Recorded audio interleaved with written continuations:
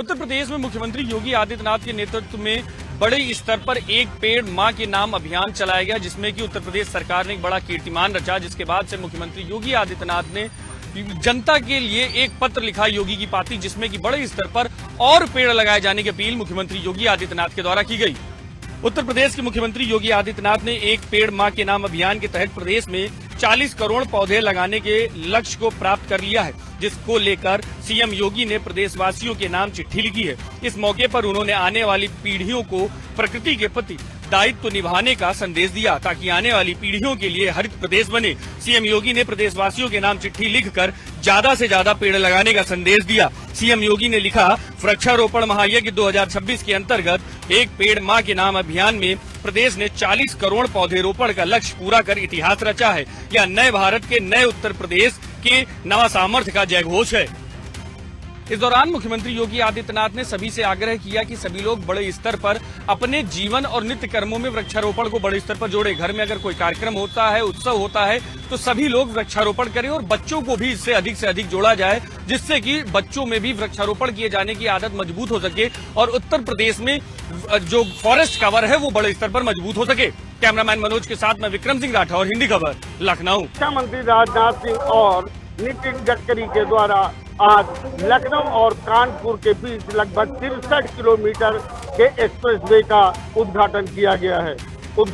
यह एक्सप्रेसवे जनता के लिए खोल दिया गया है। कानपुर लखनऊ के 63 किलोमीटर एक्सप्रेसवे का लोकार्पण रक्षा मंत्री राजनाथ सिंह, केंद्रीय सड़क परिवहन एवं राजमार्ग मंत्री नितिन गडकरी और मुख्यमंत्री योगी आदित्यनाथ के द्वारा किया गया। इस 6 लेन कॉरिडोर को पार करने में ईंधन तो बचेगा ही, लेकिन टोल आपकी जेब खाली करेगा। वहीं सुरक्षा कारणों से 2 पहिया और 3 पहिया वाहनों की एंट्री पर रोक रहेगी। ये एक्सप्रेसवे उन्नाव के आजाद चौराहा से शुरू होकर लखनऊ में शहीद पथ के पास उतरता है। NHAI के अफसरों के मुताबिक इस एक्सप्रेसवे पर यात्रा करते समय टोल चुकाने के लिए गाड़ी की रफ्तार कम नहीं करनी होगी और न ही कोई बैरियर होगा। टोल प्लाजा से 500 मीटर पहले हाई डिफिनेशन कैमरे गाड़ी की नंबर प्लेट और फास्टैग को रफ्तार में ही स्कैन कर लेंगे। लखनऊ कानपुर एक्सप्रेसवे के निर्माण पर कुल 47 करोड़ रुपए का बजट खर्च किया गया है। इस रूट पर वाहनों की अधिकतम गति सीमा 120 किलोमीटर प्रति घंटा तय की गई है। इस एक्सप्रेसवे से लखनऊ से कानपुर का सफर 35 से 45 मिनट में पूरा होगा। अयोध्या में राम मंदिर में चंदा चोरी का मामला अब सुप्रीम कोर्ट पहुंच गया। इस पूरे मामले में सुप्रीम कोर्ट की तरफ से राम मंदिर ट्रस्ट को नोटिस जारी किया गया है। साथ ही सरकार को, SIT को इस बात का जवाब मांगा गया है कि अभी हाल फिलहाल में SIT की क्या रिपोर्ट है, वो हाल फिलहाल में सुप्रीम कोर्ट को सौंपनी है। अगली सुनवाई 20 जुलाई को सुप्रीम कोर्ट में दोबारा होगी। अयोध्या के श्री राम मंदिर में चढ़ावे की चोरी से जुड़े मामले में सुप्रीम कोर्ट ने सोमवार को अहम सुनवाई की। मुख्य न्यायाधीश सूर्यकांत, न्यायमूर्ति जय माल्या बागची और न्यायमूर्ति BS मोहना की पीठ ने याचिकाओं पर सुनवाई करते हुए श्री राम जन्मभूमि तीर्थ क्षेत्र ट्रस्ट को नोटिस जारी किया। साथ ही अदालत ने मामले की जांच कर रही SIT से स्टेटस रिपोर्ट भी मांगी है। मामले की अगली सुनवाई 20 जुलाई को होगी। सुनवाई के दौरान सॉलिसिटर जनरल तुषार मेहता ने अदालत को बताया कि इस मामले की जांच पहले से ही SIT कर रही है।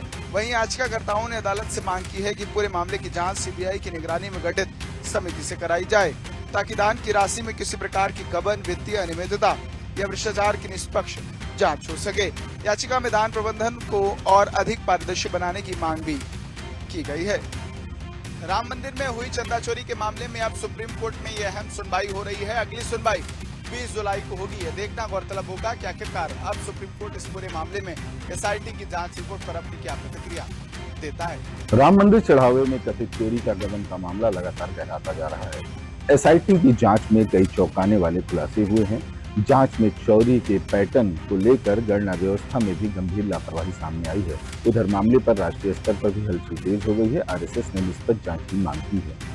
अयोध्या राम मंदिर के चढ़ावा चोरी कथित गबन मामले में एसआईटी की जांच तेजी से आगे बढ़ रही है। वहीं जांच के मुताबिक चोरी की घटना केवल दूसरी शिफ्ट यानी दोपहर 2 बजे से रात 9 बजे के बीच हुई है। शुरुआती जांच में दावा किया गया है कि करीब 40 दिनों में 70 बार चोरी की वारदात हुई है।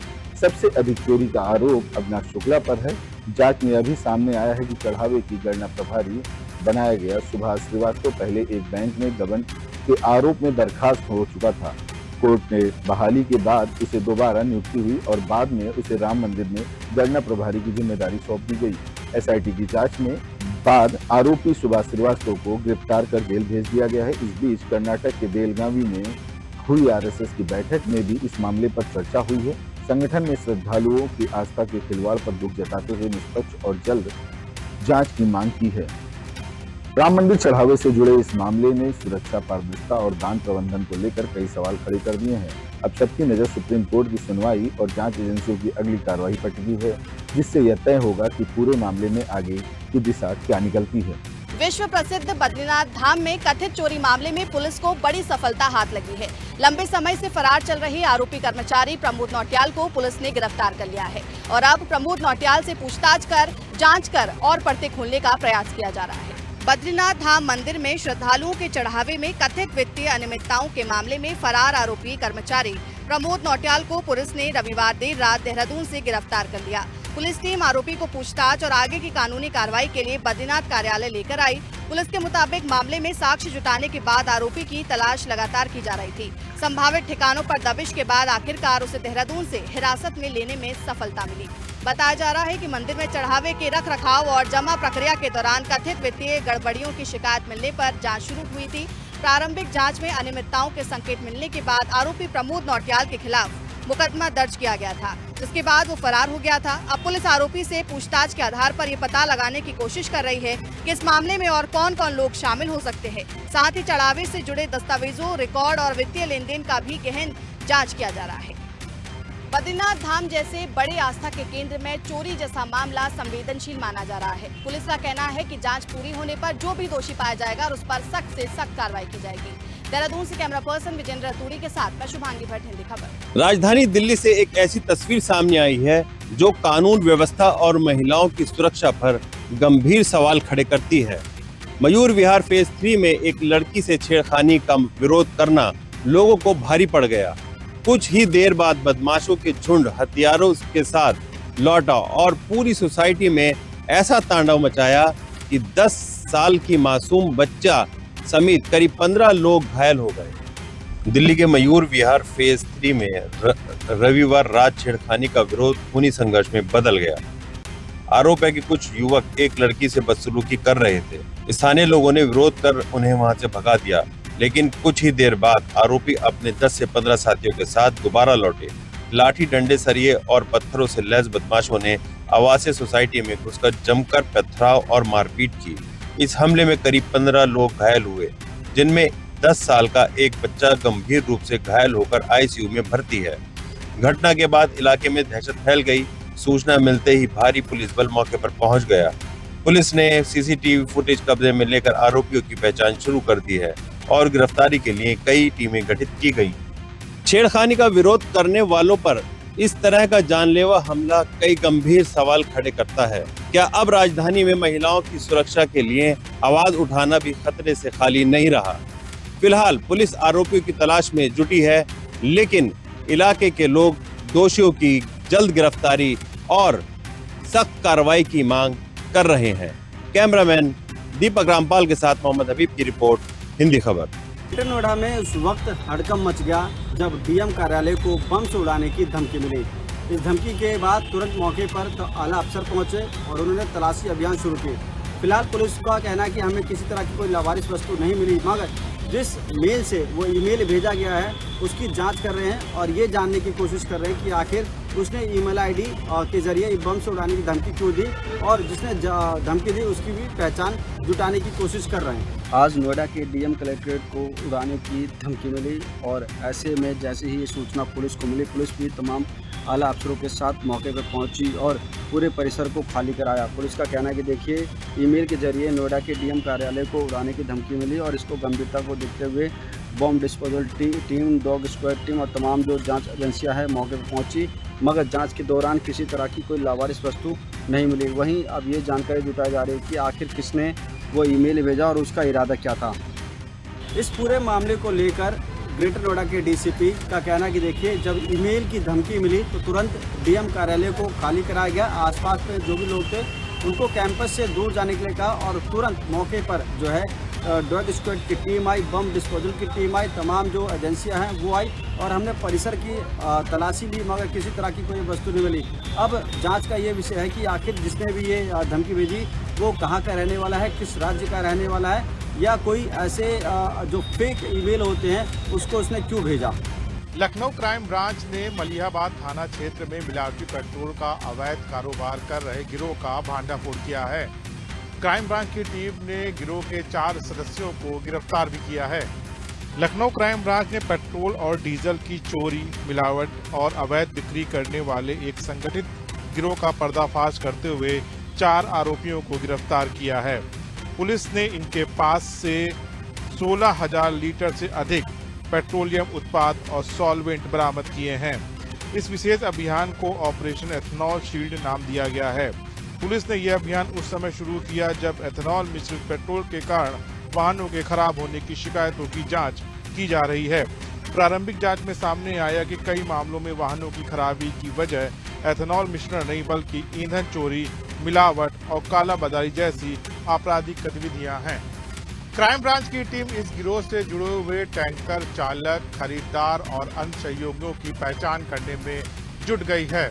साथ ही साथ क्राइम ब्रांच की टीम ये भी तलाश कर रही है कि इस गिरोह के तार लखनऊ और उसके आसपास के क्षेत्रों में बड़े ईंधन चोरी और कालाबाजारियों से जुड़े हैं या फिर नहीं। कैमरामैन मनोज बारी के साथ मैं राहुल श्रीवास्तव, हिंदी खबर, लखनऊ। उत्तर प्रदेश में अपराधियों के खिलाफ पुलिस का एक्शन लगातार जारी है। बागपत, फर्रुखाबाद और बुलंदशहर में अलग अलग पुलिस मुठभेड़ के दौरान कई शातिर बदमाश घायल हुए, तो कहीं तार चोर गिरोह का पर्दाफाश हुआ, तो कहीं इनामी गौकस पुलिस की गोली से घायल होकर दबोचा गया। वहीं बुलंदशहर में छिनैती के आरोपी बदमाश को भी पुलिस मुठभेड़ के दौरान गिरफ्तार किया गया। पहली तस्वीर बागपत से है, जहां खेकड़ा थाना क्षेत्र में पुलिस और तार चोर गिरोह के बदमाशों के बीच मुठभेड़ हुई। पुलिस के मुताबिक संदिग्ध वाहनों की चेकिंग के दौरान स्प्लेंडर बाइक सवार 3 युवकों ने भागने की कोशिश की और पुलिस पर फायरिंग कर दी। जवाबी कार्रवाई में तीनों बदमाशों के पैर में गोली लगने से घायल हो गए।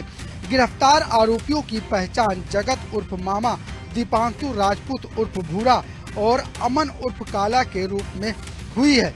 इनके कब्जे से 3 तमंचे, कारतूस, करीब 50 किलो चोरी किए गए बिजली के तार और एक बाइक बरामद हुई है। दूसरी घटना फर्रुखाबाद की है, जहां 25,000 रुपए के इनामी गौकस चांद उर्फ चांद मियां को पुलिस ने मुठभेड़ के बाद गिरफ्तार किया है। पुलिस के अनुसार गोवध में इस्तेमाल औजार बरामद कराने के दौरान आरोपी ने अवैध तमंचे से पुलिस टीम पर फायरिंग की। जवाबी कार्रवाई में उसके पैर में गोली लगी। आरोपी के कब्जे से तमंचा और कारतूस भी बरामद किए गए हैं। वहीं बुलंदशहर के सिकंदराबाद में छिनैती के आरोपी बदमाश जाकिर से देर रात पुलिस की मुठभेड़ हुई। पुलिस का दावा है कि चेकिंग के दौरान बदमाश ने फायरिंग की, जिसके जवाब में हुई कार्रवाई में उसके पैर में गोली लगी। उसका एक साथी अंधेरे का फायदा उठाकर फरार हो गया, जिसकी तलाश में कम्बिंग अभियान जारी है। घायल आरोपी से तमंचा, कारतूस, बाइक, मोबाइल और नकदी बरामद की गई है। 3 जिलों में हुई इन मुठभेड़ों को पुलिस अपराधियों के खिलाफ चलाए जा रहे अभियान में अपनी बड़ी सफलता मान रही है। सभी मामलों में घायल आरोपियों का इलाज कराया जा रहा है और पुलिस कानूनी कार्रवाई में जुट गई है। कैमरामैन मनोज के साथ में लालचंद, हिंदी खबर, लखनऊ। लखनऊ में नगर निगम का अतिक्रमण पर एक्शन। जोन 2 में मेडिकल कॉलेज चौराहे से कन्वेंशन सेंटर तक अभियान चलाकर अवैध ठेले हटाए गए, चालान काटे गए। दोबारा सड़क पर कब्जा न करने की सख्त चेतावनी दी गई। राजधानी लखनऊ में सड़कों को अतिक्रमण मुक्त बनाने और यातायात व्यवस्था को सुचारू रखने के लिए नगर निगम ने एक बार फिर सख्ती दिखाई। इसी क्रम में जोन 2 की प्रवर्तन टीम ने सोमवार को मेडिकल कॉलेज चौराहे से कन्वेंशन सेंटर तक विशेष अतिक्रमण हटाओ अभियान चलाया। अभियान के दौरान सड़क किनारे अवैध रूप से लगाए गए ठेले, खोमचे और अन्य अस्थायी अतिक्रमण को हटाया गया। साथ ही कई दुकानदारों और ठेला संचालकों के चालान भी काटे गए और दोबारा सड़क पर अतिक्रमण न करने की सख्त चेतावनी भी दी गई। नगर निगम का कहना है कि स्वच्छ, सुंदर और सुगम यातायात व्यवस्था के लिए अतिक्रमण हटाओ अभियान आगे भी लगातार जारी रहेगा। उद्देश्य राजधानी लखनऊ को अधिक व्यवस्थित, सुरक्षित और नागरिकों के लिए सुविधाजनक बनाना है।